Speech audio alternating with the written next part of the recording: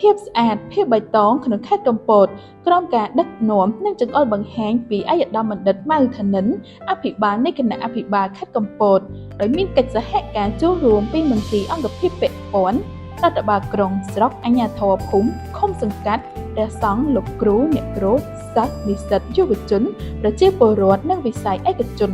ជាពិសេសមន្ទីរបរិស្ថានខេត្តកំពតធ្វើឲ្យការងារអនាម័យបរិស្ថានកាន់តែមានភាពផុសផុលប្រកបដោយសុខុមាលភាពសោភ័ណភាពការទឹកដាក់សម្រាមបានត្រឹមត្រូវ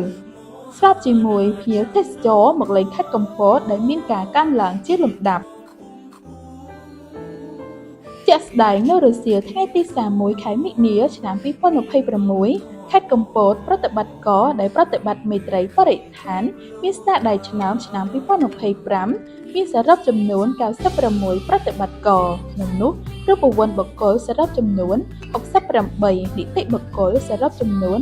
28ប្រតិបត្តិការដែលចូលរួមទទួលផ្ទាល់ពីឯកឧត្តមបណ្ឌិតអៀង សុផាឡែតរដ្ឋមន្ត្រីក្រសួងបរិស្ថានក្នុងពិធីប្រគល់ប័ណ្ណសរសើរជូនចំពោះប្រតិបត្តិការដែលបានចូលរួមប្រតិបត្តិមេត្រីបរិស្ថានដើម្បីកម្ពុជាមានបរិស្ថានរូបវន្តស្អាតបៃតងភាពធន់និងសុខុមាលភាពសង្គមរួមមានសាសនបាទសុំពនព្រមបញ្ញោព្រះអនុគុណក្រុងកំពតជាប្រជាអធិការវត្តត្រៃកោះខេត្តកំពតលោកអេងប៉ូឡូសមាជិកអចិន្ត្រៃយ៍តំណាងសហភាពសហព័ន្ធយុវជនកម្ពុជាខេត្តកំពត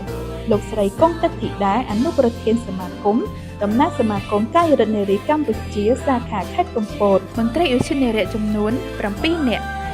នៅឱកាសនោះដែរឯកឧត្តមបណ្ឌិតរដ្ឋមន្ត្រីក្រសួងបរិស្ថានស្នើឲ្យបន្តការចូលរួមបន្ថែមទៀតពីគ្រប់ភាគីពាក់ព័ន្ធប្រជាពលរដ្ឋយុវជនសិស្សានុសិស្សដើម្បីសម្អាតផ្ទះរបស់យើងធ្វើឲ្យកម្ពុជាមានភាពស្អាតនិងបៃតងស្របជាមួយយុទ្ធនាការនានារបស់ក្រសួងបរិស្ថានធានាបាននូវភាពស្អាតនិងភាពបៃតងឆ្ពោះទៅសម្រេចបាននូវគោលដៅកម្ពុជាជាប្រទេសអព្យាក្រឹតកាបូននៅឆ្នាំ2050ក្នុងការអនុវត្តយុទ្ធសាស្ត្រចក្រាវិស័យបរិស្ថាន